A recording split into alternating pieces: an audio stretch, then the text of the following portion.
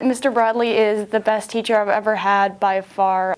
I'm actually excited to come to school sometimes and just have questions for him. I come up with questions for him at home, and my goal every day is to find a question to stump him.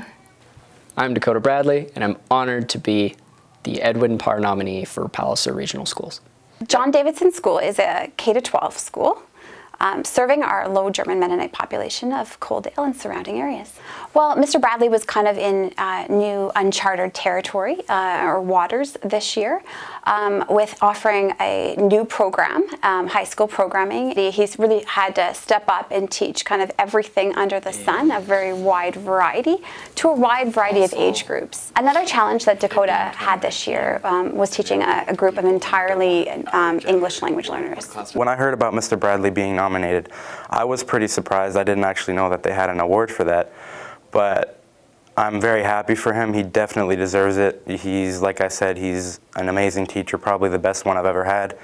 I nominated him for this award because he just has the fit. He's just the right person for our job. He's got the enthusiasm, the energy, the drive, and most of all, the unwavering belief that these kids can graduate high school.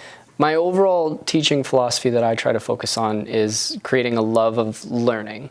And that would really go back to how I got to be a teacher in the first place, right? They created a love of learning in me, and that's what I want to establish with my students. Eventually they leave school, and if they have that personal passion for wanting to know more, then that's really the goal, for them to keep on learning. My favorite thing about Mr. Bradley as a teacher would probably be he relates to his students. He still understands what it's like to be in school, how hard it is, and just he knows how to interact with everyone.